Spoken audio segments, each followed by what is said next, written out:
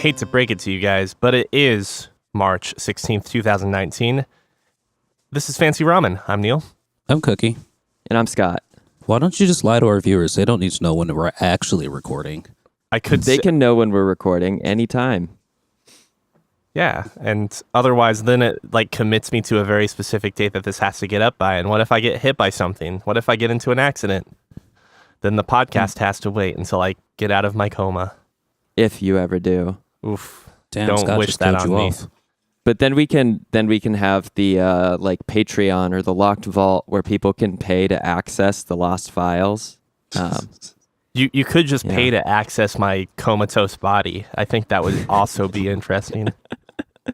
That sounds like slightly more legally dubious. But since we do have you on audio pitching the idea yourself, I think my lawyer, Cookie Skimilk LLC, Hello. can help me go ahead and win this case if we ever get caught up with any sort of legal fees. Would your family be okay with that? I don't know how mine would necessarily react. Man, this conversation's starting to tap into my existential dread. So let's not go there. Instead of asking you two what you guys did this week, I'm going to go ahead and open up by saying what I did this week, which aside from work, I not really discovered, but I did have a deep dive into the subreddit known as nosleep. And let me tell you, without having too much exposure beforehand, aside from reading a few stories, the idea behind nosleep, and I am sure I'll be somewhat wrong in my description, is that it's a collection of stories that are usually not going to be real. And the idea is that they can be creepy, interesting, any sort of range like that. But it's a storytelling subreddit. And let me tell you, if you do not know about the rules within the subreddit before starting on this journey of reading these posts, it's kind of confusing because to most people, you can immediately tell through these stories that they are not real, that they're, fictitious tales to creep people out. Now, every reply that you usually get from some of these will be people offering condolences or sympathy based upon the situation that the writers are usually in.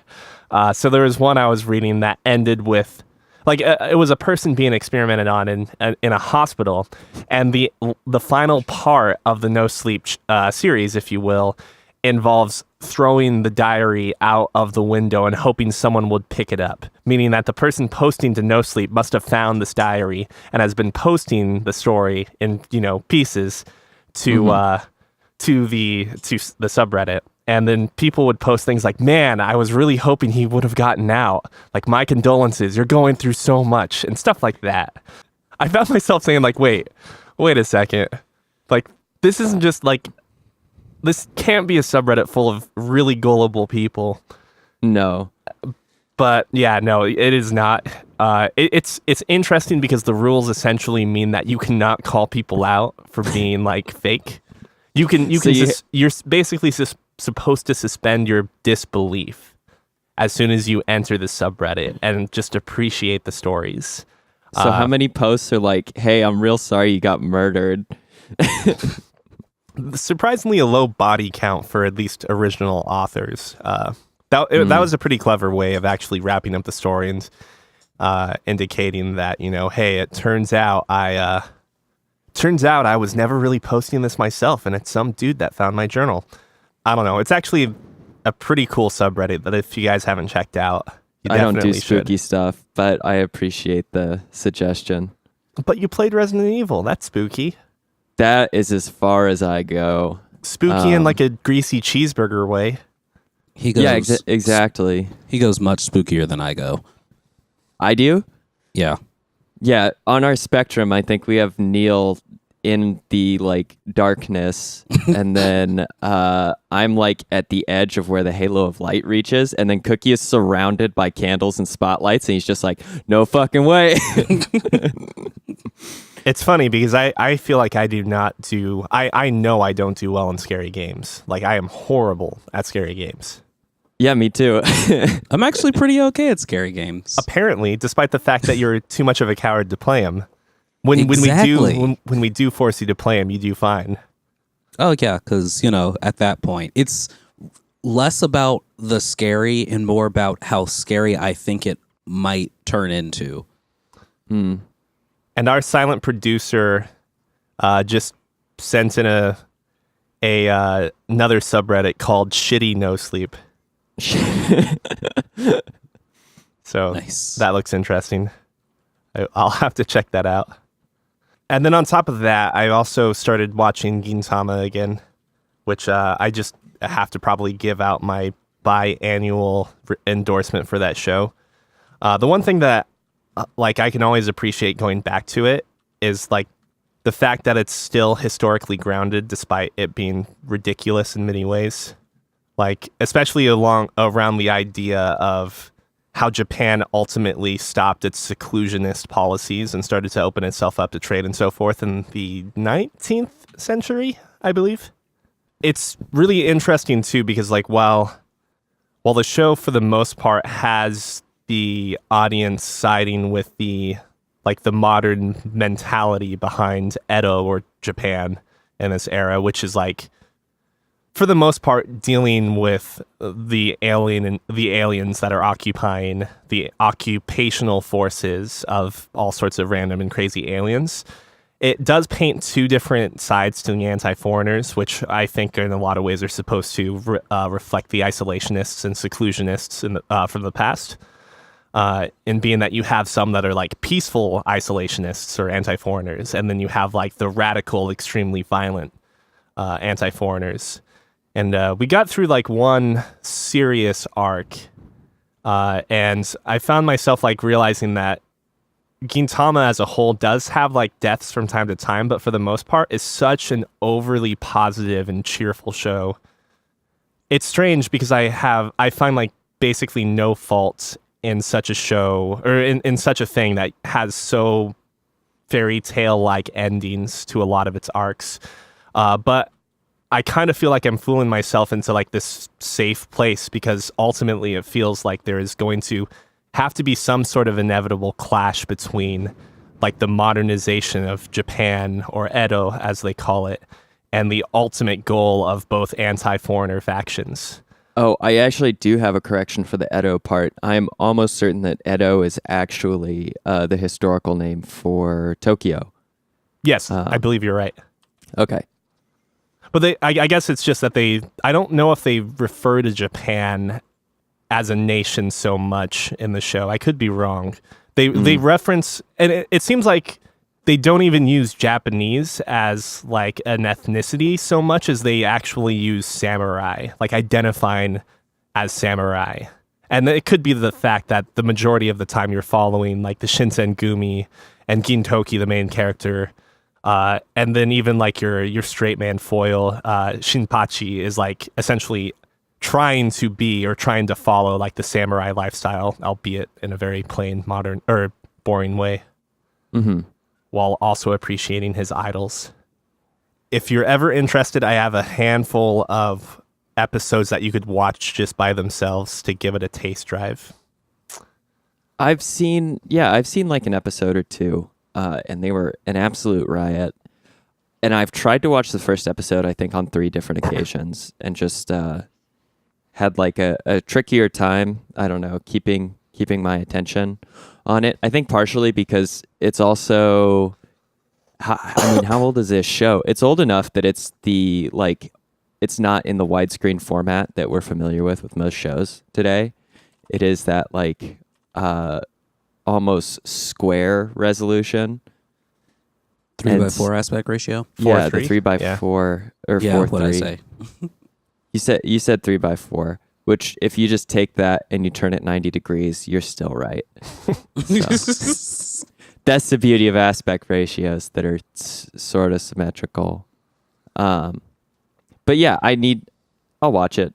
I'll watch it sometime. I just need to have the opportunity to be bored enough to start and then uninterrupted to actually complete the first episode or so. There's a collection of posts out there or suggestions for like best episodes. Yeah, like what episodes you can skip if you just want to do story and avoid filler. But like I do think there's a lot of awesome content within those filler episodes. Like the hot pot episodes all are so ridiculous, but offer nothing to the actual plot. Yeah, I don't know if I care about plot in a particularly like comedic show anyway. There are a lot of very funny shows where a plot sort of moves forward over time, but I'm only paying a small amount to almost no attention to that because I'm in it for the jokes or the skits or the gags that are happening in that episode's time frame. So I have a question. Since Scott said that he tried to watch the first episode on several occasions, I am also in that boat. Yeah. Of just like, okay, I'm going to watch this. Okay, I'm going to do something more interesting for me now. Okay. Is episode 1 just a filler episode? Or what are your episodes of like, here, start here? Oh God, I would have to. I'd have to go back and actually see what the first 20 episodes were, to like know when a good starting point was. But like, I think even the show starts off on not the quote unquote origin episode because they maybe identify that the origin or start of Gintama is not necessarily the best hook. And while I personally, like, if I'm going to get into a series hardcore like this, or hardcore is, I use that very loosely, I guess here, I'm going to watch everything, so I'm maybe not the best person to ask on that regard.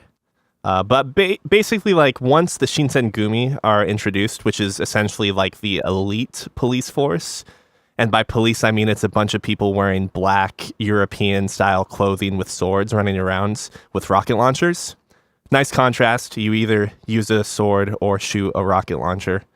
Once the Shinsengumi are introduced, it introduces like 3 awesome characters that have like unique relationships with the main cast, and that like really amplifies the amount of comical value you can get from it. I could dig it. There's probably an arc before they actually get fully into the story, though, that is probably not worth missing, and it probably involves Katsura, the like one of the main faces of the anti-foreigner movement. But anime, that's my anime talk for today. What have you guys been up to this week? I too have anime talk. Scott, do you have anime talk? I don't think so. Okay. Yeah, I'm just keeping up on what's going on. So nothing special to note, unless you guys have been keeping up with the Promised Neverland. I really need to sit down with Lizzie one day and start watching more of it. We liked it, but we kind of got busy with life. But oh man, actually, Neil, I introduced Sierra to Hinamatsuri, and it was an excellent choice. I didn't realize how much I enjoy that the show, due to the massive power that the characters have, at least the psychokinetic characters. Well, even like Anzu and not just Hina, when they dispatch any sort of enemy, it's always the same gag where the enemy goes, "Aita," which is ouchie, and so they'll like clear a building full of people, and you'll just hear ouchie, ouchie, ouchie. And it's such a great way to like completely diffuse the violence of the situation and turn it into a comedic gag. And I appreciated that element of it because even with, I think, otherwise like, comedically laden shows about telekinetic superpowers like Mob Psycho, there is some humor to the violence, but they do it in a different way, where instead of, I think, like limiting the impact of the actual, I guess, act taken upon another human being, it's like the contortion of them or the complete like overpowering of them that's funny in that scenario. While in Hinamatsuri, it just seems like it's a much more tame element, and the fact that they reused the joke, I think at least 3 to 4 times in the first 2 episodes.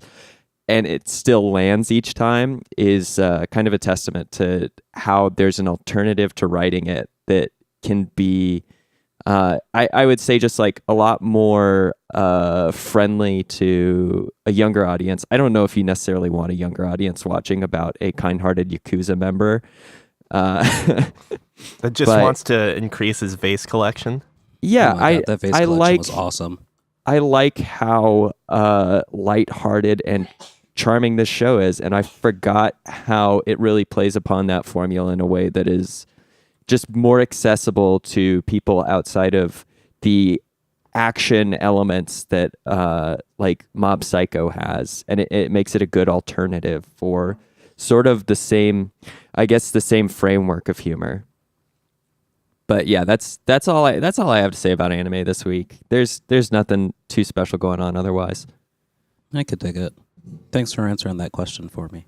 Thanks for asking the question. My anime talk is, I was recently having a discussion with a friend about like politics and TV shows, and that got me wanting to rewatch Log Horizon, and I forgot how much I fucking love that fucking show.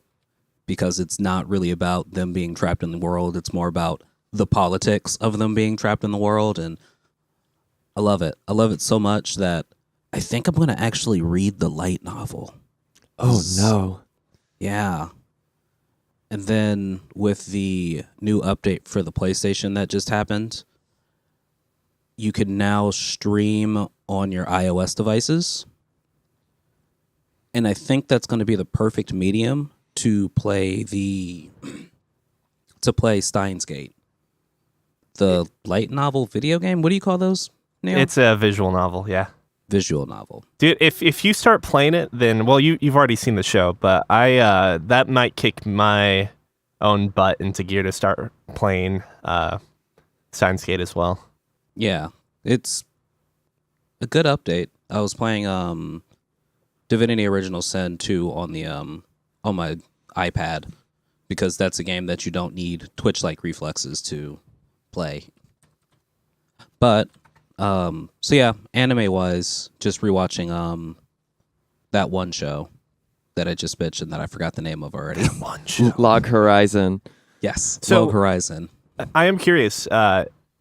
It does seem kind of weird to play Steins Gate on your phone off of your PlayStation 4. Like, maybe there's some added benefits to it. Because I thought Steins Gate was also available on mobile, like iOS and Android too. It might be. I have no idea. I know I got it for free on the PlayStation, so Yeah, may as well take advantage of it. yeah. The only problem is I guess maybe you don't want to necessarily go to this length, but you can't, unless it's been proven otherwise, despite their official release, you cannot play you can't do the remote play off of cell data. You cannot. So you At least have I to don't be in think your you can. house. Well, you have to be in a house with Wi-Fi. Wait, seriously, you can actually be at someone else's house, go through your Yeah. Wi-Fi. It's not like LAN prohibited. Or Nope, just a really beefed up coffee shop Wi-Fi. Yeah, it connects through the internet, not through the Wi-Fi network. You can To only the play other- 30-minute increments at your local Starbucks, and then you have to wait 5 minutes before reconnecting again. Yeah. But Well, yeah, you have so- to take turns with the guy in the corner watching porn. So So yeah, Yeah. I want to give Steins Gate a try, since if I'm actually sitting at my PlayStation, I'm not going to want to play a visual novel. No offense to visual novels. But if I I'm don't not understand sitting why at- that is. It's like you're basically doing the same thing as if you were just watching a TV show. Yeah, but if I'm sitting at my PlayStation, I'm going to be playing something interesting. what I understand about it, Cookie, and correct me if I'm wrong, there's something about like the potential power of having your console or something and doing a very low effort task with it that makes it feel almost trivial. Wasteful? Yeah. Yeah. You're like, I could be playing a game that's really hard on my processor right now, and that's why I've stopped playing Agar.io, because I'll just do that it's on my more. phone. It's more. I could be playing a game that's going to really test my dexterity and skill, hand-eye coordination, if But I'm if you are actually at speed the running, console. if you are speed running one of those visual novels, you got to be able, and you have to read every piece of text.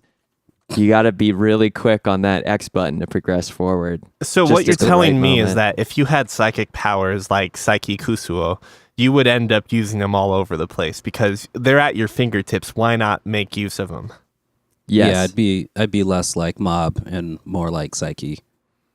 No, I'd be just trying to live a normal life, but also every little aspect of my life will be powers. No, it all sounds the like you'd fucking be time. more of a mob villain, a mob psycho villain. Yeah. It sounds like No, you'd be I- toppling governments. Like Psyche doesn't want to use his powers. He only uses them when he needs to keep his life normal. That makes sense. So I wouldn't be toppling governments. You guys would just never see me. Because why would I be here? Because honestly, if I had Psyche's powers, I'd just be elsewhere all the fucking time.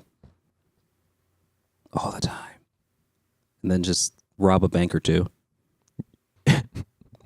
All right, just hypnotize someone into giving me free shit. Oh, but then I'd have to like hypnotize CEOs. Fuck, I am going to be toppling governments. Fuck. That's Yeah, basically. right. Yeah, I'm going to be a supervillain if I ever get psychic powers, like strong enough psychic powers to where I can live a life of luxury. You know, we never see in media any supervillains who do it just because it's like, well, hey, I have the ability and like, what else am I going to do? Run the rat race? No, thanks. Pretty much. It's like, Yeah, I want to see one that's just like, well, I'm kind of the role is thrust upon me. I might as well follow through. But they're really not sold on anything. They don't have a strong or particular ideology. They're just like, why did I climb this mountain? Because it was there. yeah, pretty much. That'd be a really intriguing like villain or something for me. It's just like, I want to live a life of luxury, but in order to do that, I also need to be able to feed and clothe myself. And in order to feed and clothe myself, I need money. But I also don't want to work for the money, but I also don't really want to do like anything like super illegal. So I'm just going Yeah. to do these like blue collar crime, like illegal things. Wait, blue collar crime? You mean like robbing banks and stuff as opposed to white collar? Oh, yeah, excuse me. White collar crime. Okay. And then To- you'll have ultimately less jail time for doing white collar crime, even though Thank God. I mean, for Yeah. all we know, we actually live in a world where there are superpowers, but they're all intelligent enough to commit white collar crimes. Just look at Elon Musk. Has he done anything illegal aside from the accusations we of know inside of. trading? Not that we know of. Yeah. I don't think I want to give him credit for being smart enough to hide anything. Touche. So besides wanting to actually live the visual novel life / read a light novel about MMORPG isekais, I am now officially selling my large speaker system. You mean the DJ system or the rest of it, I take it? Yeah, the PA system, the customs, and the mixer and everything with it. Because we ended up getting a Sonos surround sound system for the basement. And that's just a lot better. It's just a lot better. It doesn't get as loud, but it's everywhere and also surround sound. And with the new system downstairs, I was able to move one of the Sonos speakers upstairs, so now I can play music in both areas at once, and they're synced. And isn't that just every DJ's ultimate goal? To be able to play one song everywhere, synced up. Apparently with Alexa integration, I forget, she listens down here now. Oh, God. With the computer's integration, you can drop in on people. So you have to be careful with what rooms you have the Synced A up. device. Alexified? Yeah, because like it'll just ring twice and then immediately it'll say such and such is dropping in, and then they'll be able to listen and hear everything. You don't have to answer; they just drop right in. Yeah, what the fuck? Like, I don't understand why you have willingly set up a spy network on yourself, basically. There's no such thing as privacy in an interconnected world.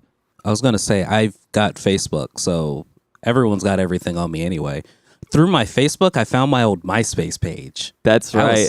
That was exciting. None of the audio, like none of the old songs work, which is sad though. Yeah. They lost all that data. But I'm fine with this. But yeah, so I'm so connected. I'm not worried about like VPNs or things like that because I'm on the grid. I'm waiting for the day they just let me digitize myself. I'm waiting for the Sword Art Online moment. I want to be a part of that. I think we're going to be a generation too early for that, unfortunately. I know, and that makes me sad. I don't know if that's unfortunate. That is unfortunate. I want to be in that situation. Maybe. He wants to have a digital child that then becomes a fairy and then gets turned into a robot in the real world. I don't know. That plot's too convoluted for me to follow. Yeah. Yeah, that's what happened to her, right? Yeah. Either way, doesn't matter. So yeah. That's kind of been my week. Just new systems. The big 3D printer is running into this error that I have purchased things for to try and fix, but it's still got that error, so it might just be bricked. I'm going to call out to their tech support on Monday after work to see if they got any advice for me besides just set the thing on fire. This is the one you got used recently, right? Or the last few months? No, this is the first one that I got, the like super huge one. Oh, okay. I thought you had sold that one. Not the resin printer. I was trying to sell it, and I was going to sell it. I got like hits on it, and then it got the error 0040, which means the SD card, for whatever reason, is not all the way engaged. But the component that they use to hold in the SD cards, you know how you can push it in, it clicks into place, and then you push it in to eject it. It doesn't do that. And I don't have the right type of soldering iron to remove said thing and replace that piece. Is it just a metal piece to like displace it sort of on a spring or? It is not. And you know how I know it's not? Because when I took the thing apart, on the back of the SD card, there was a piece of double-sided tape to kind of help it stick in, and then a piece of rubber that was attached to the actual PCB board on a piece of double-sided tape to help lock the SD card in. So even they knew. So yeah, so that's what I'm living with right now. So Scott, what have you been up to? Hey, do you remember when I told you guys that my hockey team was going to win the Novice League championships? No. Oh, well, Wait, I did say that. So start with the first round if you're not or weren't planning Oh on it. yeah, that's right. First round we won. Second round we knocked out the number one team, the number one seed. Third round I missed because apparently it was on a Tuesday and I checked the schedule on the Wednesday night afterward to find out that I had missed a game and What? we lost because we did not have a bench. Yeah, I mean, I thought that the schedule was set up so we were playing only on Sundays. And so I checked to see if we had a hockey match the day after it had actually occurred for round 3. And apparently 5 other of my teammates, out of only a team that has like 15 people, also didn't make it. And so we had like a completely exhausted bench and I don't know if we got stomped or we just barely lost, but I know that we did not make it. So my hockey season fizzled out without me even knowing that it was truly over until a day later. What the fuck? How does that happen? How did you It guys happens not get because calls? it happened because our captain tore his ACL earlier in the year, and I don't know, was more lax about the games, and I somehow got left out of a group text, and so You and 5 other guys. I didn't even know. I didn't even know it was happening until it had already happened, and so I went to check because I went to tell my folks when my next match would be if they want to watch us win the playoffs, and then realized that I didn't have to bother them with that information because we had already lost the day before. Wow. Kind of a weird experience. Very funny, I thought. But Does it's the not rest this of year. your team It's going to think have to that? be next year. Oh, no, the rest of my team's probably pissed. I don't know. I haven't talked to them because I'm not in the group chat. So you just ghosted them. Way to go. Sure. I mean, I didn't mean to.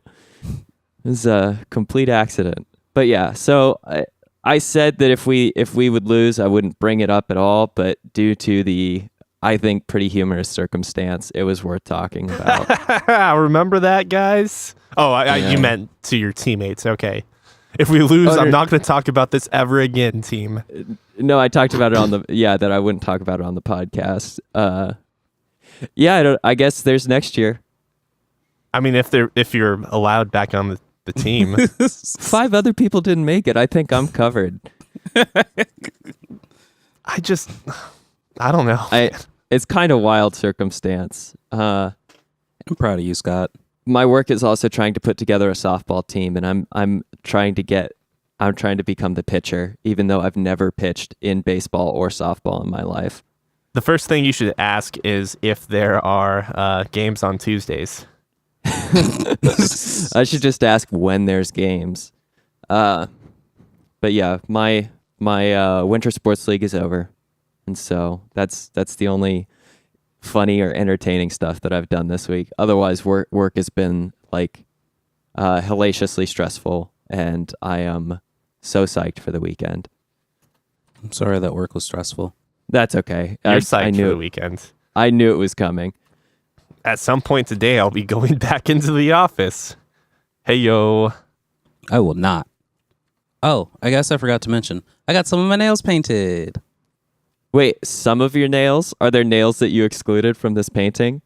Well, my thumb and my middle finger. And this hand. So you can this hand entirely. You can flip people off without giving them the courtesy of seeing your nicely done nails. Yeah. Apparently there's this new fad going around. You know how like the women were all into lip syncs for a while?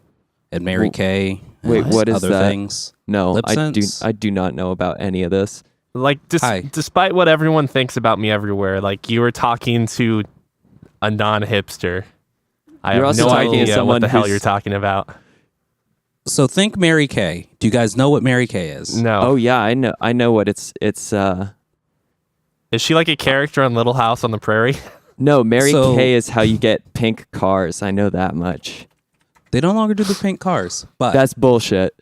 yeah, they're black now. Either way, so Mary Kay is like an old school.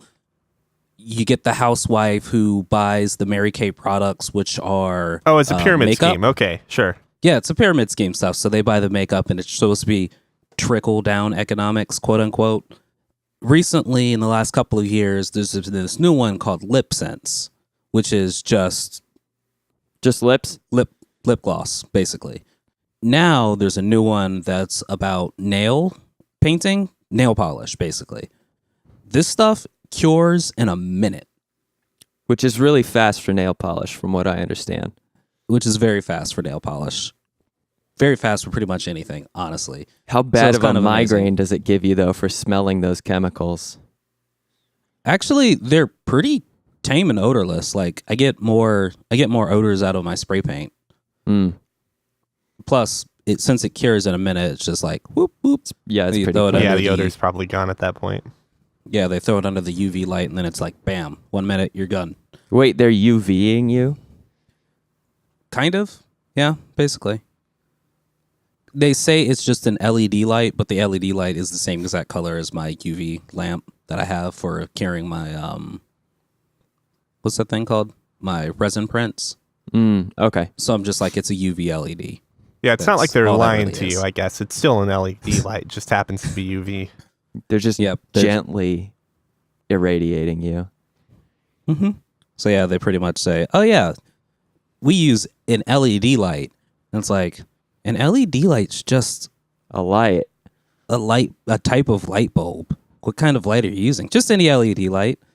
But use this specific one, our nail cure that comes with the kit. So one of our friends is like selling all the stuff. Mm-hmm. And we had dinner with them recently. And while at dinner, she was like, oh yeah, Lizzie, try these nail polishes. Join my MLM. So the dinner was actually just a sales pitch. Yeah. More or less, kind of. Did she buy any? No. Okay, good. Okay, you guys did pretty well then. Oh, don't worry. She'll buy some later. I know she will. She got completely hooked into the lip sense. You guys are continuing to feed the problem here, all right? Yep. You know how many lip sense containers Lizzie has? Too many. But it's good because she never got sucked into selling it, which is the real issue. Yeah, that's true. Because then you buy a bunch of product you can't It's move. like just as long as you support the criminals. See, Yeah, but that's fine. here's really the thing. It's not big lip sense that we need to worry about. It's big UV bulb. But yeah, so I ended up trying some of their different products. It's pretty cool. The colors look nice. Yeah, I got a pink, I got a green, I got a pink with blue purplish polka dots. I cannot see the green at all. It just looks like you smashed a nail. Smashed a nail. Now I can see it. That looks pretty good. I like that green. Yeah, it's a really nice green. I wasn't a fan of the green until like the day after. It It's got, matches your lounge robe. It does. For It's our got shiny effects listeners, in it. Cookie has a beautiful sage green lounge robe that is, I guess it's a podcast staple at this point. Yeah, and it's definitely going to be on anything that we record video footage of from now on, because fuck it. We are 40 minutes into this podcast, minus the 5 or 10 minutes that it took for us to like all start recording. I mean, this is what editing's all about, Neil. Yeah, apparently. Let's talk about some video roll games. into some games. All right, I'm going to go ahead and hijack the conversation here because what I want to talk about is important to me, but it's probably pretty quick.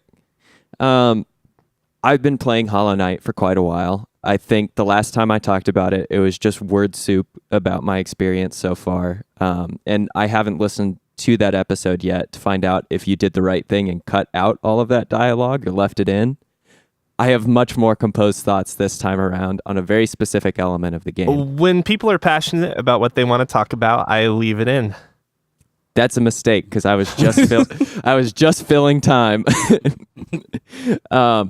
But this is something that I'm passionate about, and it's especially come to mind for me after looking at Hollow Knight's map as I'm navigating around and playing the game for a second time. I'm not using a particular oh my gosh, why can't I think of what it's called? The pins or totems or whatever like slot system you use to modify your abilities has a badge. I think it's a badge system, really. Has a badge that essentially gives you a compass marker that allows you to know exactly where Hollow Knight is on relation to the map. And I've really not used it for this playthrough. And that's because I've been much more confident with how I can read the map. But I think also an element to it is that their map is actually very, very good. And comparing it to the old 2D Metroid games that I've played, as well as some like good Castlevania maps that have been described to me by Neil and that I've like looked up to double check. Hollow Knight does this really wonderful thing where instead of going to a map room like in Metroid, or I don't actually know how you unlock knowledge of rooms or the map system in Castlevania. Could you fill that in real quick, Neil? You walk into it. Okay, And then it's there. You have to discover the room. Okay. I like between Castlevania and Metroid, I like the idea of being presented with essentially a shell of the like map space when you go into a map room, because there are still secret areas that the map does not denote that you have to find by destroying a wall or finding a hidden passage or like some other method of like discovering secret areas, meeting some sort of criteria to move into a space that is not actually designated on your map overview screen. However, in Hollow Knight, what you do is you navigate an area and you can't actually fill in any of the spaces you visited until you find the Map maker. the and his map hot maker wife. Cornifer. And if you find, you'll hear him sing from about a room away as he scrawls away at a map, and you can see map pages or pages of like notes that you can track down to try and find him to update the map. And when you do receive the map, you fill in all of the spaces that you have previously visited as soon as you sit down at a bench. But when you get it, you get a rudimentary outline of the space that Cornifer is drawing the map for. And each region has a map that associates to it. And there's really quite a few regions. I think there's at least a dozen that you find thanks to Cornifer. There's Green Path, Fog Canyon, Queen's Garden, Deep Nest, City of Tears. Yeah, there's close to a dozen, maybe a little less than that.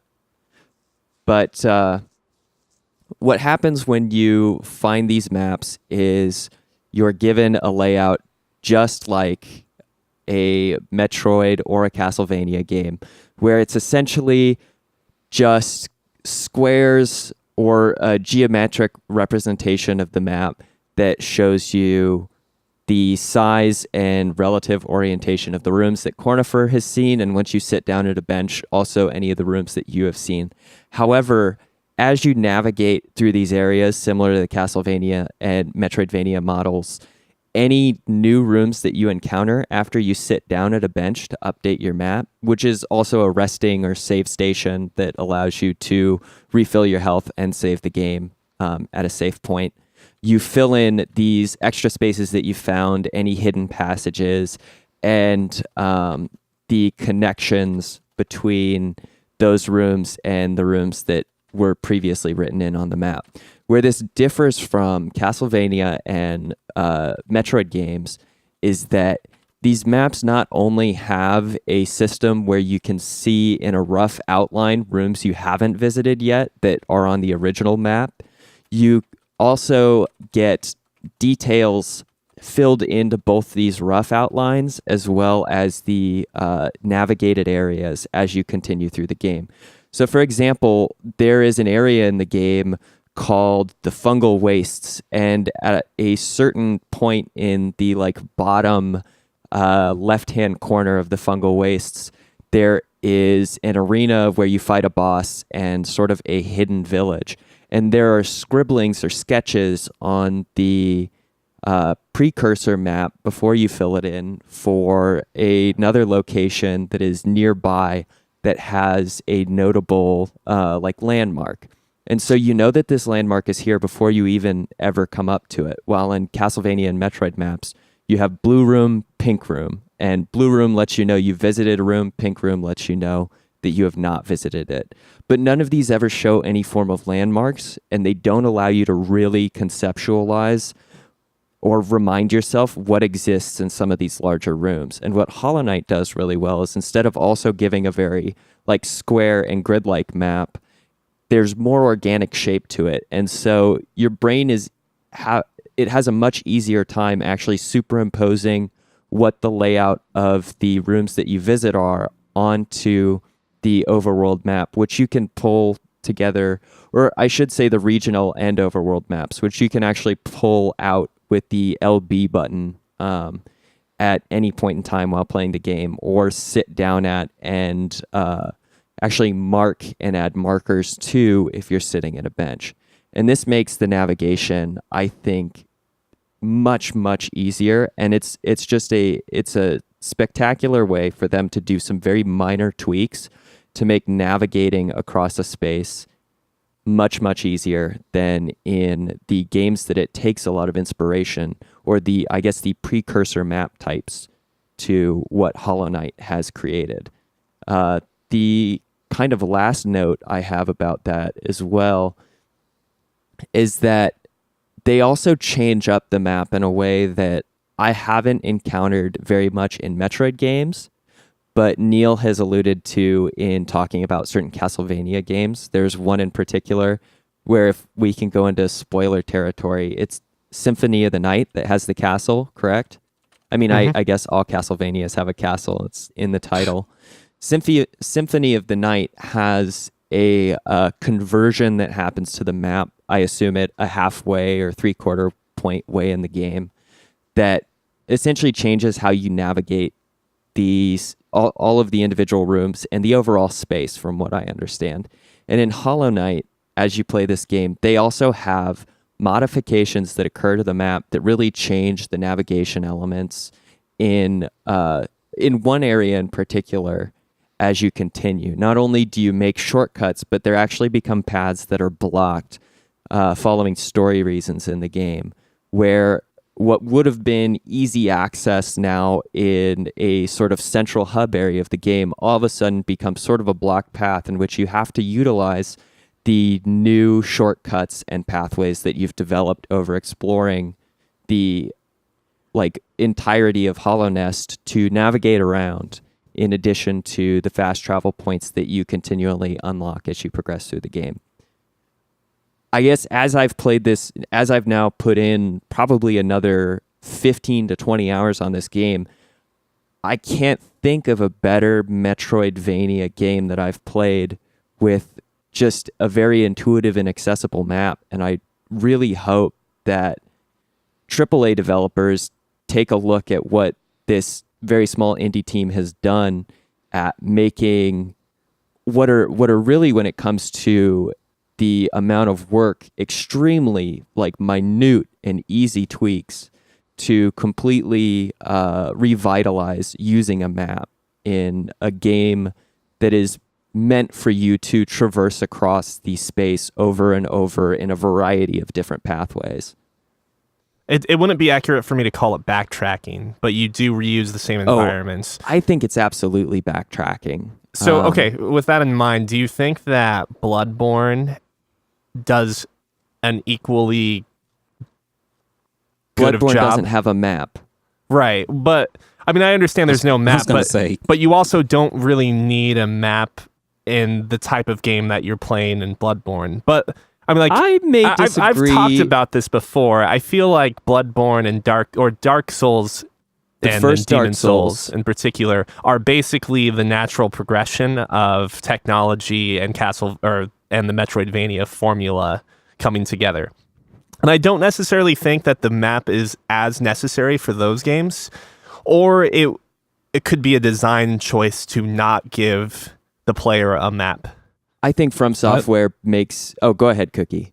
I was going to say, I don't think for anything that's not like a 2D game that has such complex map designs as Bloodborne and the Dark Souls games, from what I've played, those, I don't know how you would do a very legible, readable map on those types of games. Yeah, it'd have to be a shitty map, basically. Unintentionally shitty map. I 100% agree, and I think what Cookie's getting at here is it seems like a conscious omission or avoidance of a map, especially in From Software games. There's supposed to be this element of mystery and exploration and familiarizing yourself not only with your enemies, but with the environment itself. Right, and my question isn't necessarily related to the map, the illustration itself, but how you talk about reusing the same environments again. I'm just curious if you think that Bloodborne and Dark Souls, not including 2 because they don't necessarily implement it as well. Yeah, 2's very, I guess it's linear or radial in the sense that your hub world essentially branches off into many linear paths that will loop back on themselves, but very few of them actually interconnect with other paths that deviate from the central hub.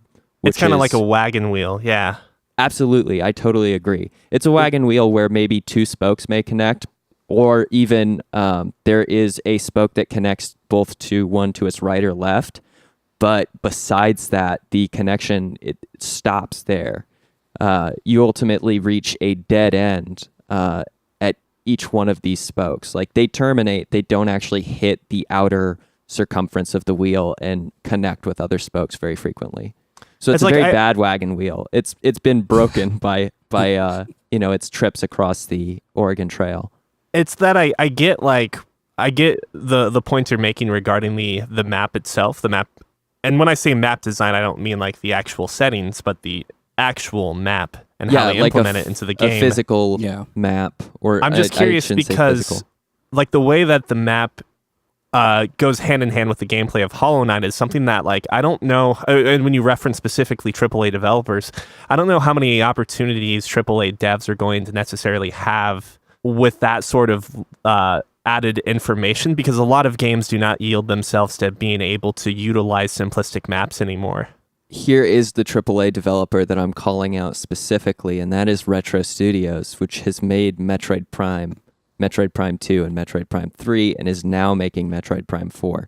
These games have a three-dimensional wireframe map that does about the same thing that the 2D maps demonstrate. I don't actually even think that they necessarily have keys that show where you've found or where an energy tank or a missile tank is necessarily hidden in the environment. And so in that capacity, they are more ambiguous.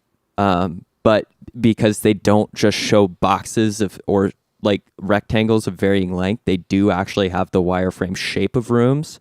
That helps somewhat.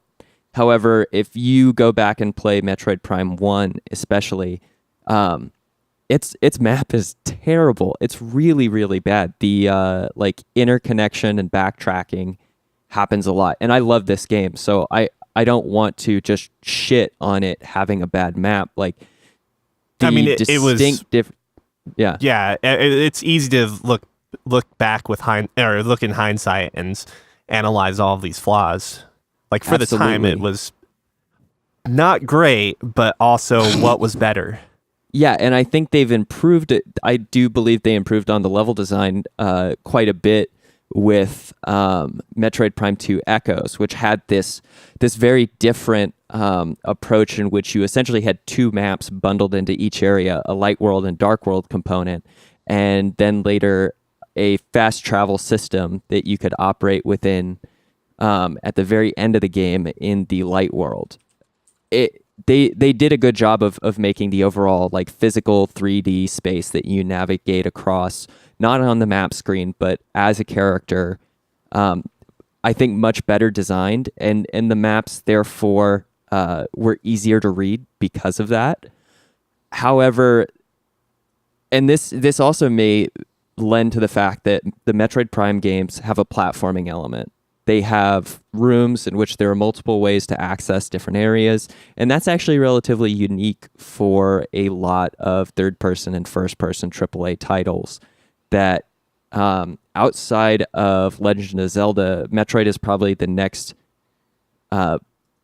biggest game that Nintendo produces that has you really like navigate through multiple entrances and exits to many locations throughout the game. And I'm having a hard time coming up with other examples off the top, but what this does is it kind of demands a need for a map in these games to some extent, because in your games like Dark Souls, in your games like Bloodborne, you're working across areas that you're on a ground floor, and you can either drop down to a lower floor or you can like climb stairs or a ladder to get to another space.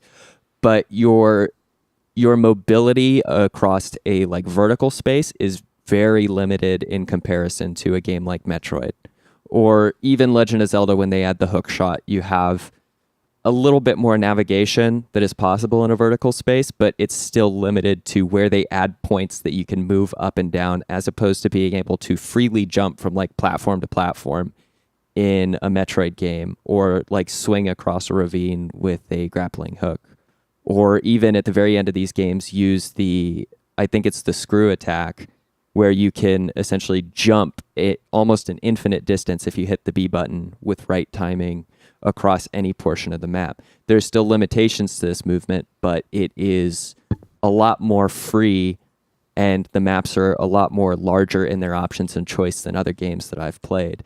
And so by making a really easily legible map, and one that allows you to fundamentally understand the orientation of your environments more, I feel like it makes you experience a lot less of the like, I'm lost and don't know what to do. And now that I'm 400 rooms revealed into this game, I can't backtrack and check every single room with this new item to see what I can use. So what do you think of this map? I just uploaded a map from Kingdom Hearts 3, which is going to be more of those AAA developers in a 3D space, not much. Is this a map from like a guide, or is this a map within the game itself? In-game. In-game? An in-game map that identifies where the hidden Mickeys are at. That seems wild to me. Well, maybe in-game. There's no way that I don't think you'd be given this visual. That seems weird. Yeah. And especially because like the font choice in particular also, like Is the bad. fact that you're Mickey right. is not capitalized, this feels like it's a Never mind. Yeah, you're strategy right. guide. So I He's was been going to say playing like bootleg Kingdom Hearts. I was going to say Yeah. that the first thing to point out is that like if this were like a map used in game, like this map looks horrible. Maybe you can zoom in and get a better. I'm sure you could probably zoom in and get a better tangible idea. It does use different shades of blue to illustrate the terrain. I imagine, which would be a little more helpful. At least the verticality. Yeah. I will say that because our listeners cannot see this map, I don't know how much we can talk about it effectively. Right. Ah, this is what the in-game map looks like. Copy. Okay. Hey, man. So while that's loading up, are we still talking about the illustration of the map and not so much level design? Yeah. Yeah, I more- still want to talk about illustration of a map versus level Yeah. design. So this is closer to what the in-game map actually looks like. I think that's better. Ignore that's fine. the squares. Yeah. It has the like differences in elevation and what can be explored as you're going. Yeah, it's sort of topographical. So is this kind of like what you're thinking in your idea of what AAA developers can do with non-Metroid type games? Yeah, or even Metroid type games could, I think as these games progress, they did start to show, like if you have a room with a giant tree in it in Metroid, the wireframe model, I think now shows the shape of the room, but also the space in the middle that is blocked out by the tree, that is like obviously inaccessible terrain. I think that this could be helpful in games that have large maps with multiple pathways that also have like some sort of platforming element to them. And so there aren't a huge amount of games for that, but just thinking about it for Metroid Prime 4, which is getting completely reworked, I think this is it's a relevant time for the topic. And like this Kingdom Hearts map looks relatively clear. I think this is easy to understand, and although I don't know what even like level or world this is, I can get a general idea of how you would move through it or where a developer might hide secrets within it. Things like that are just suggested by the shape of the map, which is really good. And now that I think about Breath of the Wild, that's another game that I think has a very, very good map. But it's also hard to actually evaluate maps from game to game, especially when the maps are trying to achieve different goals. Yes, and the mode of movement is entirely unique between game to game. Like Breath of the Wild, I would argue has a map only because of the grand scale of the world. Like it's a good example of a map compared to, say, the map of open world game The Witcher 3 or open world Far Cry, whatever.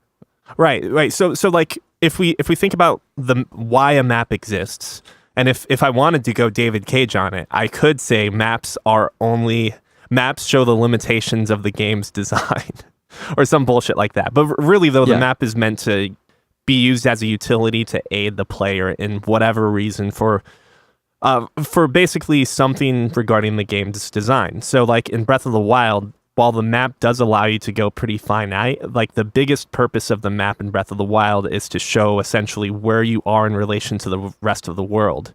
And it's not necessarily used to like find, and this is specifically Breath of the Wild, of course. It's not really used to find like the very specific nooks and crannies at which you need to go. Sort of. I will provide the counterpoint that the shape of locations in the map can often suggest like points of interest very easily. When you see a pond that also happens to be heart shaped, you may not be able to actually see that from the like pinnacle of your I don't know what those towers are called again, but your Sheikah Tower. You may not be able to see that object very clearly, but when you look on the map, you're like, oh, this is a very unique shape for this body of water. I should check this out.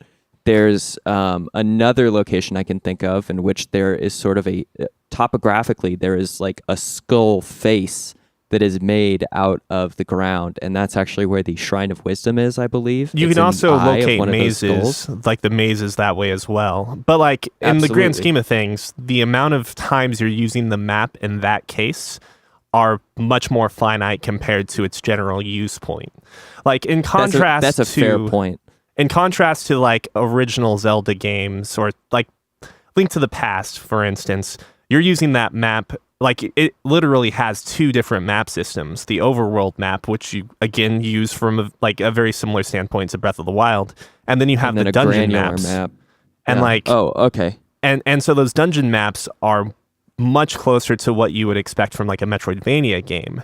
And in Metroidvania games, the maps are, used to essentially help you be a completionist and also to fucking tell you where you need to go next, to determine like what locations, because at least with early Metroidvania games, especially, the terrains and the maps themselves are not unique enough in their geography and shape and design that you would know exactly where you were if it was your first time through.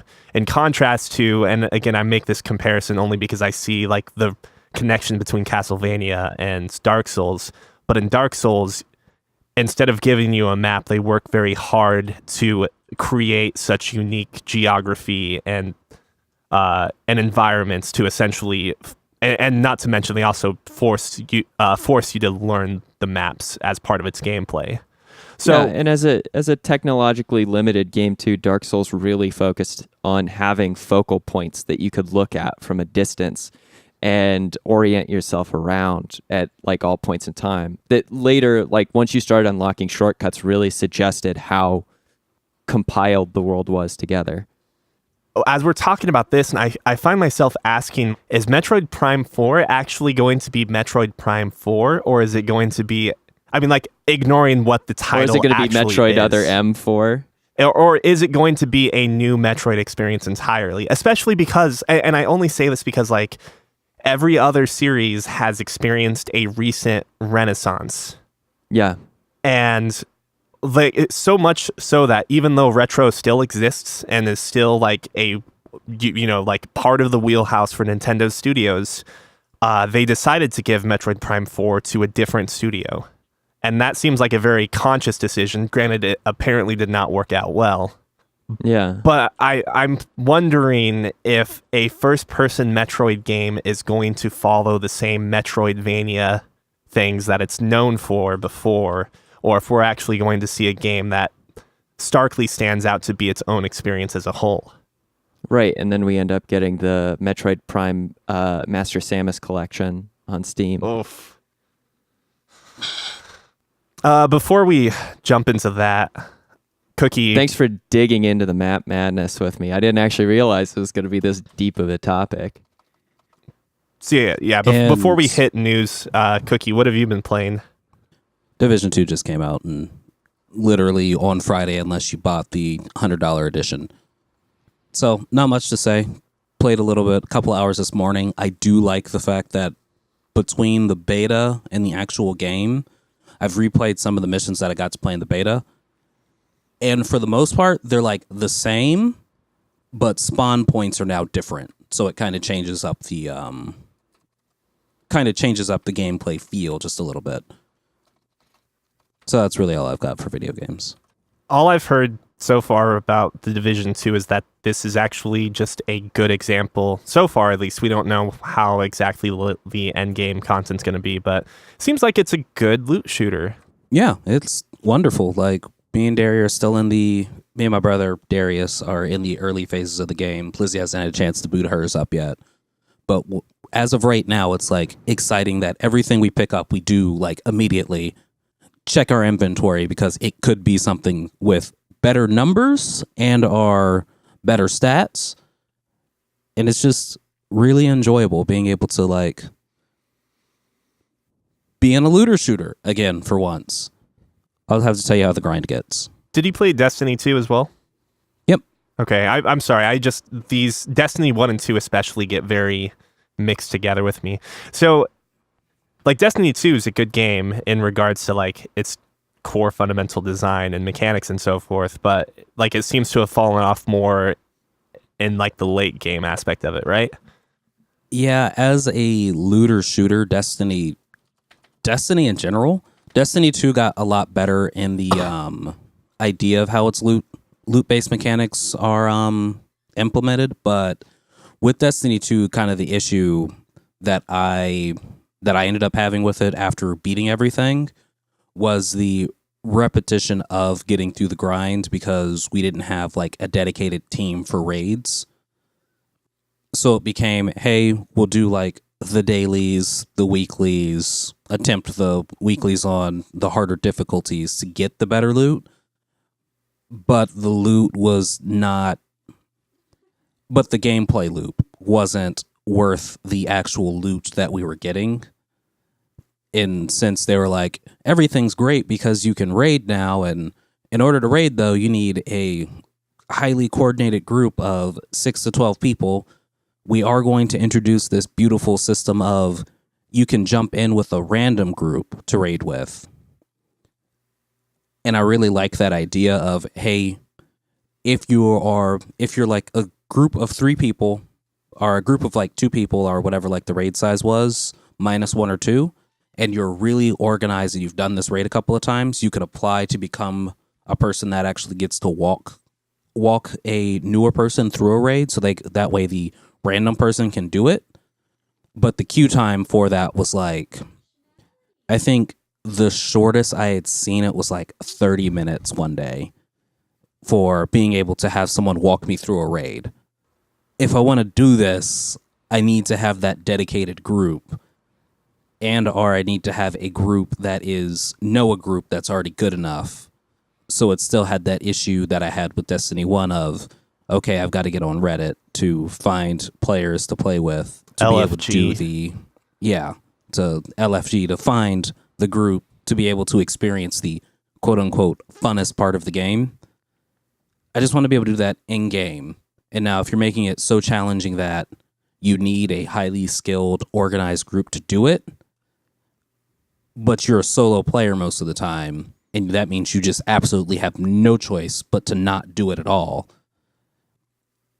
I think there needs to be like a balance, and hopefully in this game, their raids are supposed to be like 16 man.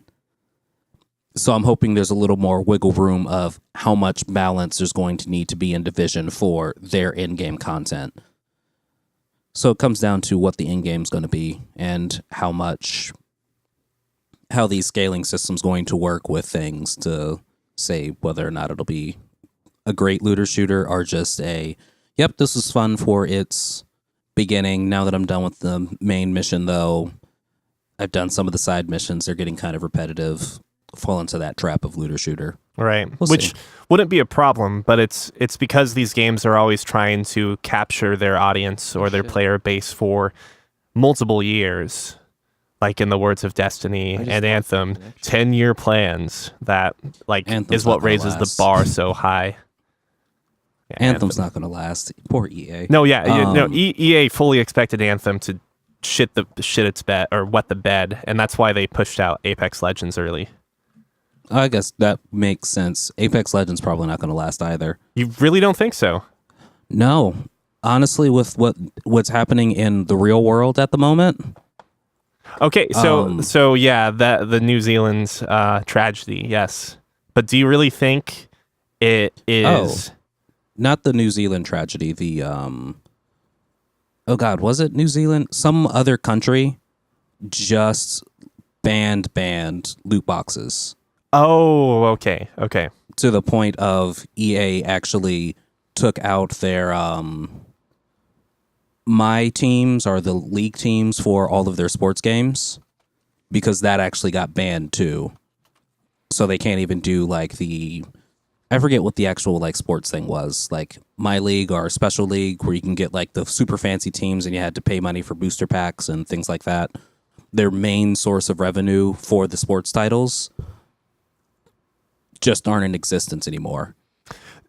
I mean, I understand. I understand how big of a problem that could be because like loot boxes, or if we want to use the term gacha, is like very much a money generator. But we have seen multiple companies in the past, and I'm not talking. Or I mean, what is the meme? Riot Games, indie developer. But we've seen companies like Valve and Valve and Riot work on just a regular shop, a skin shop, a aesthetics shop, and do extremely well. But do you think EA can/will? So I can't say regarding the sports games because I just don't know jack all about that. But if you told me it was now an aesthetics shop, and that if you wanted a skin really bad, you could just dish out the $40 or however much it would need to be to get that skin. Like, yes, I think they could do fine doing that. And in addition, you keep the loot box element in and you make that something that you earn. So there's no monetary value that goes across. Loot boxes would probably be much less in like it would be a rarer occurrence. I mean, I guess that's the big thing, right? Loot boxes are illegal if this is the same thing that had surfaced months ago too, but further passing through and getting bans for the same reasons. Loot boxes are illegal because it's gambling, because essentially you have to put money forward to open up the loot box or to get the key to the loot box or for the loot box itself. You open up the loot box and it could contain what you want or it couldn't, right? Yeah. So if you take out the money in the equation to that regard, because I'm not suggesting you just remove loot boxes entirely, because I think loot boxes are part of the addictive, like part of opening loot boxes is addictive. So you have to keep that in, but you have that as something you earn.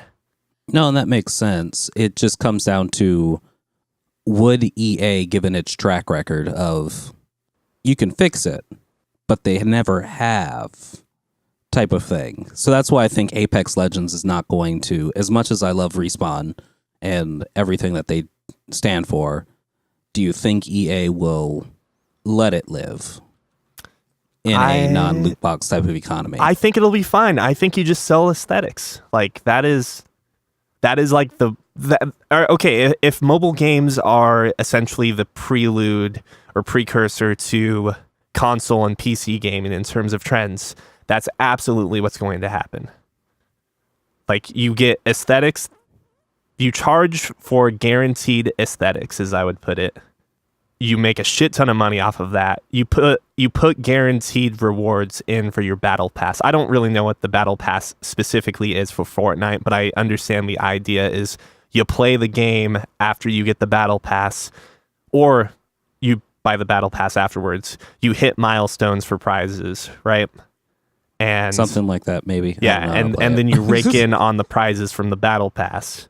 And so as long as that doesn't have any sort of gambling element to it, it's just a milestone reward system, which, you know, already it has existed in mobile games for years at this point, which is, again, why I note that, like, I'm pretty sure basically everything we see for microtransactions are essentially already done in mobile gaming. Mobile gaming just basically does it first. Yeah, exactly, because cashes out on the larger population of gamers. And I mean, like that's the whole thing, and I don't see a problem with that, especially because, like, as long as they are not prohibiting the actual gameplay behind a paywall, it should be fine. And even if they did, if it was priced within a reasonable range, things like Final Fantasy XIV and World of Warcraft exist that use subscriptions to help pay for its operating costs.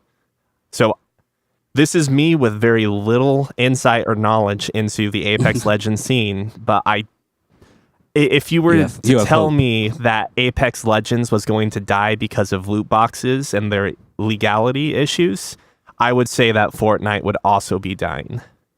Well, I say it's going to die to loot boxes and the legality issues because EA is very quick to pull the trigger of, okay, this one's dead.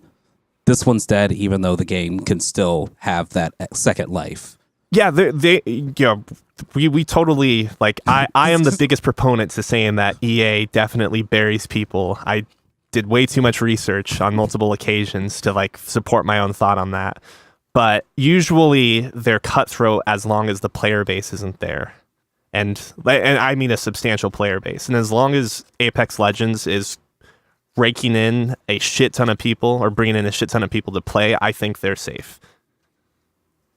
Only time will tell. Yeah, as long as people play Apex Legends, it'll be fine. And this is, again, one of those things where, like, I keep hearing conflicting things about how much EA has control over it versus how much they don't. Yeah. Right. Like, I mean, technically they own Respawn, so they should have full control, but it seems like, at least according to some reports, that Apex Legends is very much like, hey, you guys worry about Anthem, okay? you do your thing. But, like, it's obvious, though, even from the get-go, that this game got pushed out months before it was actually ready. And just luckily, Respawn is good at what they do when the game's in a playable state. But, like, you gotta believe that they would have had a battle pass ready on release if it released when it was meant to release. I could see that, because, yeah, man, they're so good at releasing things, like, to have not a buggy-ass, crashy-ass system. And in Respawn, everyone's defense, I am going to say that, like, the bar is really low thanks to PUBG. Yeah. And speaking about historically bug-ridden existences, as we alluded to earlier, Steam is taking a second punch at Epic Games. The Halo Master Chief Collection is coming to Steam. Mm-hmm. And I bring up the whole bug thing because that game was broken for a while when it was on Xbox. Nice. It's not broken now, though. What does the Epic Game Store have to, like, offer? Exclusives. Yeah. Epic exclusives. What exclusives does Epic? Metro Exodus, maybe? Yeah, Metro Exodus. There's something else that's potentially going to be an exclusive now, too. See, this is how I know I'm not a real PC gamer. Because none of this bothers me because they all just come to the consoles. They either all come to the consoles or they don't come to the consoles at all, and I never hear about them. Borderlands 3 might be an Epic Games Store exclusive. That was the big one I remember reading. Oh, yeah. Been a long time since a Borderlands game came out. That's going to be fun. Did you ever get to play Borderlands 2 VR on PlayStation VR, Cookie? No, because it was unfortunately early in the VR thing where they charge you full price for the game you already own.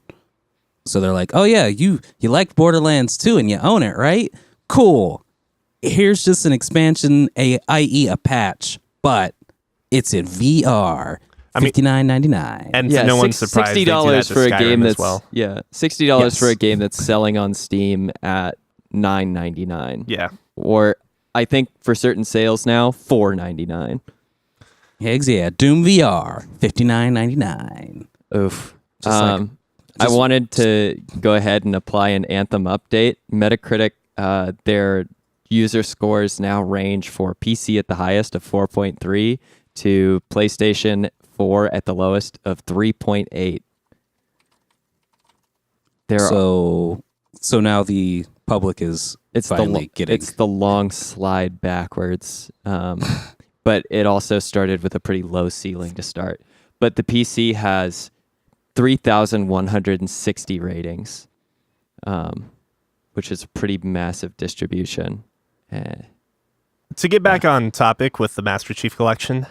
Yeah. Oh, yeah. Sorry. Did you have news? Back to power Well, suits. I mean, I think this is pretty big. I mean, I honestly wish I had more details about how this transaction transpired, I guess, initially, too, because I did not expect anything from Microsoft to end up on the Steam store when you have the perfectly fine Windows store right next to it, right?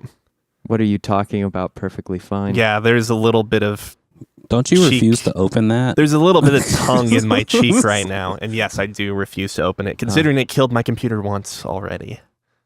I have since replaced the hard drive. Thanks, Windows Store. So you just consider it super huge news because there's kind of that interplay? Yeah, I mean, let's ignore like the Microsoft image discussion because I think this is actually a huge thing for their PR. I mean, whether or not that's actually what the intention was, the idea of getting Microsoft exclusives onto Steam is the absolute biggest thing because it further drives home the idea that one day console exclusivity will just not exist at all. I mean, one day consoles won't exist potentially too, but like that's kind of an argument or a thing that's kind of been muted ever since the success of Xbox One and PlayStation 4, of course. It's going to be, I think, still a long road to having a do-it-all computer that is easy for like anybody within the masses to purchase and start using for all of its functions, while having little like technological literacy. And I think it goes a long way in saying that like if there was some sort of deal between Steam and Microsoft to get this that was heated up by Epic Games, it also offers the possible consolation prize that Epic Games can do whatever it wants in terms of exclusivities, which I think are honestly bad for the market in the short term. But if that further drives competition, then it's good for the market long term. Yeah, consumers having access to products through multiple sources, I think, is always going to be a plus. I also thought you guys liked Halo more than I did, so I thought this was more newsworthy. I'm actually pretty damn excited because I've played Halo Reach and I've played Halo 3 and I've played 5 hours of ODST, I think. And not I played 5 hours of ODST too. Yeah, and not 5 hours of someone who's good at Halo playing ODST, so therefore getting relatively far, but like 5 hours of trying to grind through probably the first hour and a half experience because I am shit at Halo. Wasn't ODST like you're playing as a peon Halo? Yeah. Well, you're playing as a non-Spartan. Yeah. So you're still not like a peon, but you're still pretty badass. There's still like people below you. You've got kind of Spartan armor-ish. Yeah, you're like, I'm trying to think. You're like not an Army grunt, but a Marine and not a Navy SEAL. You know what I mean? Like I don't know if I want to give the Marines that much. Maybe, maybe you're like Special Forces, but you're not a Green Beret like Master Chief. But you're also not a Marine. You're like SEAL Team 4 as opposed to 6. I don't know the difference. I think SEAL Team 4 and 6 are in the same category. Yeah, I'm pretty sure if you're a SEAL team, you're on a different caliber. It's just that SEAL Team 6, was that not the team that took out Osama bin Laden? So yeah, it was. That was the SEAL team that found the hole in the ground. That's pretty much all they did. Anyway, not to throw shade, but yeah, Halo exists. The last Halo I hear was really, really, really bad, but it was also on PC. What? Ooh, what Halo are we talking about? What? Also, this Master Chief collection, I believe, ends at Halo 4. So it's Reach 1, 2, 3, ODST 4. 5. I don't think 5 is the most there. recent one. That was an Xbox One exclusive. Was it? Yes. Yeah. And I don't know if it was bad. I think a lot of people just didn't want to play as Idris Elba. Locke? Oh. Yes, Locke. Isn't it Idris Elba? Was that not his actor? I don't know I don't know who Nathan Fillion plays. Look, he plays we his need second we need fiddle. resident expert Matt back to help with Halo stuff because he's the only one who knows what the hell's going on. Regardless, though, I think it's. I'm not a Halo person. Let's put it this way: I didn't hear anything bad about the game aside from playing as Locke for half of it. Where in contrast, the last Gears of War, I heard only bad things. So I was going to say, it seems like critics loved Halo 5, but the user scores is 6.4. Let's also not forget that this is like a really, really competitive community when it comes to like the PvP. So Yeah. it's like Melee, for instance. Are we really going to say that Smash Wii was so bad of a game that it deserves like a super shitty score, and just that it didn't live up to the Melee hype? We were talking accept about your Super argument. Smash Brothers Brawl, right? Because I think that's the Wii one. the Wii or- U, yeah, Smash 4, which was for the Wii U, was actually pretty damn good. Like, Yeah. I don't think It there were wasn't many Melee, complaints. but And then Smash Ultimate took a bunch of competitive Smash players and had them as like consultants for the development of the game. So that's why it feels so goddamn good to play. and it knocked Melee out of Evo for Yeah. 2019. Supposedly, Which is also kind of. huge. I mean, like it was No, one of Dark- the mini games that did. Yes. Yeah. But yeah, so it replaced for the main stage. And speaking of which, Melee. how do you feel about that, Cookie? That's exciting for me. I'm bummed that we get Samurai Showdown on the main stage and not Dragon Ball Fighters. Yeah, But I'm also excited that we get Samurai Showdown on the main stage. Because the game's going to be out for like 2 months, and then it's already at Evo. which remember, Main stage. is it not just me, or has Evo in the past said that games were too new to have them? I don't remember that. But I also don't keep up on like a lot of I don't keep up on a lot of like news for these things before the last couple of years. But I could see Evo saying that. I don't remember what game it was, but I'm pretty sure they had a game that they rejected, and it might have been Skullgirls. It might have been Skullgirls as being too new, and so they didn't have it on Evo. Well, the only samurai combat game I'm looking forward to is coming out next Friday, March 22nd. Sekiro: Shadows Die Twice. Oh, shit. Yeah, that's coming out. Yeah. I really didn't want to get hyped about it, and then I watched I haven't 20 looked minutes into of gameplay. anything about it since like almost 6 months ago. Okay. So I'm Wait. not going to Spoil tell you nothing anything. for me. I'm not going to tell you anything in terms of spoilers, but instead just gameplay, and not even Was the like Shadows descriptions. Was the Shadows Die Twice one the one that looked interesting, or the one that you guys said was from the interesting software developer?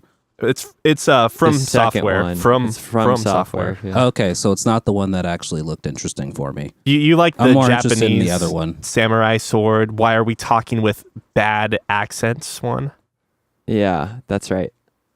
The one where it was like beautiful and fast paced. No, that was Shadows Die Twice, right? No. Well, no. I mean, Mm. it's beautifully grimy, beautifully ugly. If that's what you Oh, want to God. say.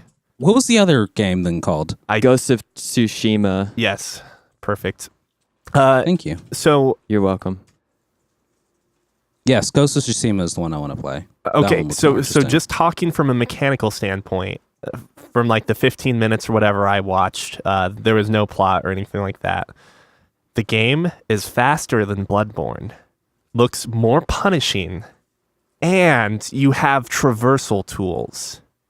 I'm not going to say anything about what it is, but it kind of reminds me like a different take on Bionic Commando.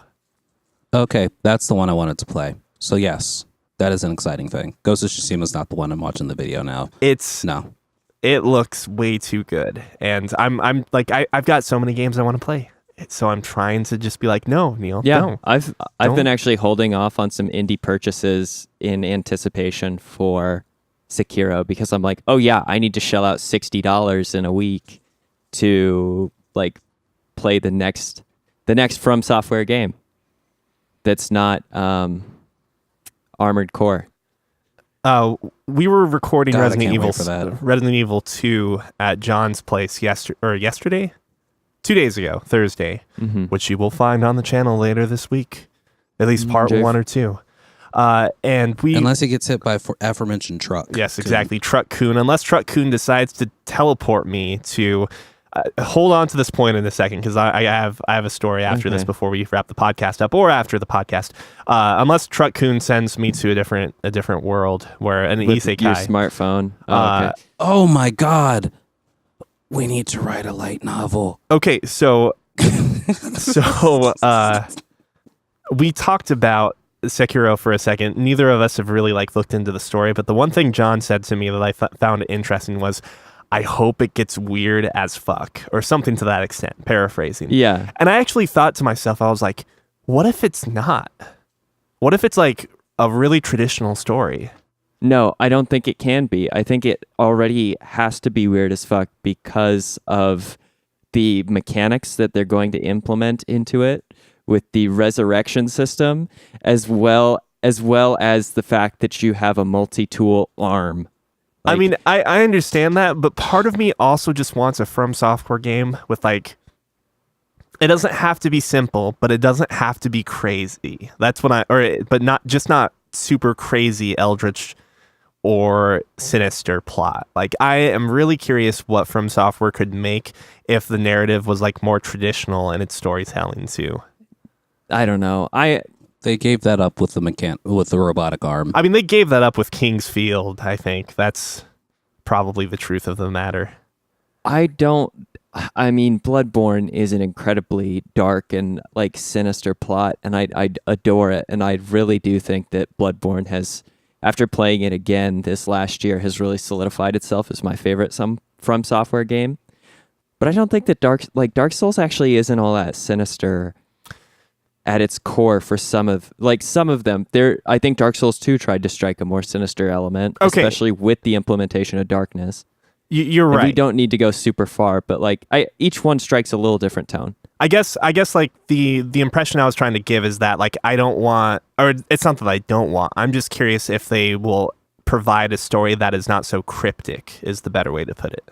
Oh, that'd be nice. Then I can actually like play a game. I don't have to wait a year for someone to break it all down because they actually read the item descriptions and looked at context clues. I mean, what if you had like Nintendo or The Legend of Zelda's lead writer, like, and I mean specifically story, like writer, work on a From Software game, and then you just had From Software's lead writer right behind him at every point in time being like, hey, why don't you do this too?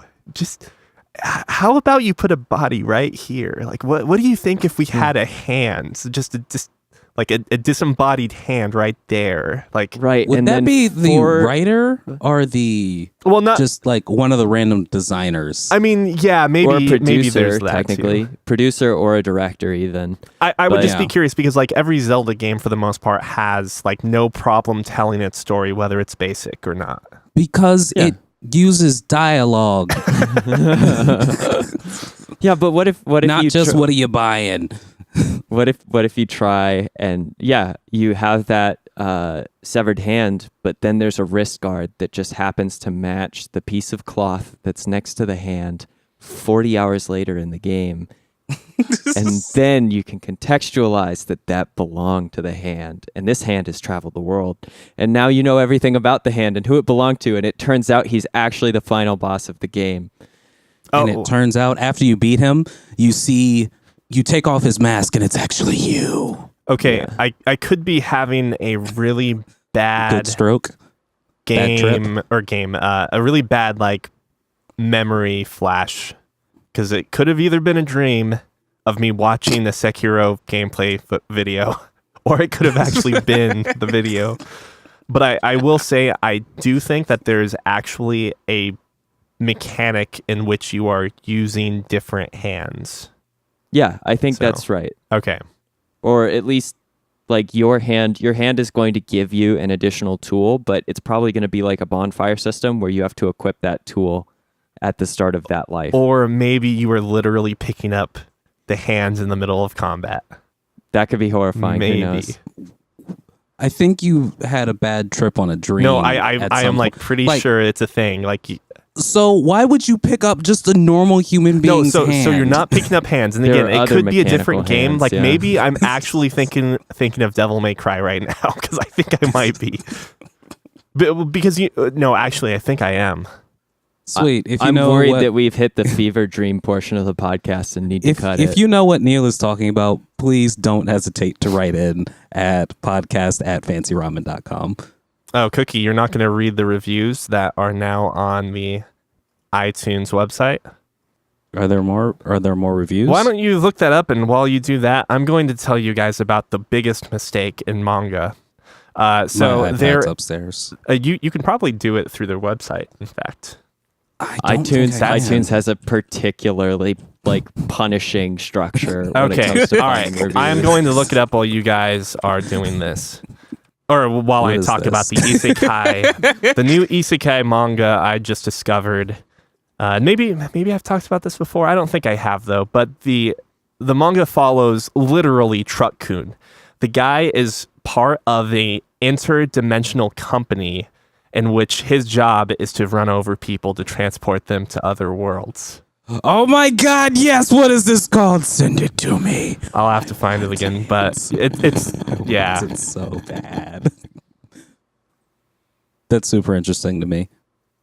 Oh, son of a gun! It's not on their website. I have to actually Download be in iTunes, and yeah, and that's not happening on this computer. I'll go while you start doing the outro. We're fine. I'll go We're grab fine. it. I think it's kind of a little mean, anyways, to read reviews on air. Or it seems like, I don't know. I feel like the idea is that it's not very forward facing. Why is it not forward facing to read reviews online? Because Even people if have they're to bad take us at our word for saying we are only reading bad reviews. But what if we get good reviews too? We just read all the reviews, and actually, we just thank the person for reviewing. Well, no, That's all that's that is. what I'm saying. Like it would be like a matter of trust that we are quote unquote actually reading all of the reviews. We got nothing to lose. We've got 6 probably at this point. It sounds like you saw one. I saw 2, so yeah. We're at 7. I'll be back. And that does it for this took to motivate episode him. of Fancy Ramen Podcast, episode 111, I believe. I think That the was adequate name for this episode is Maps. Maps. Have a great week, everybody. Bye.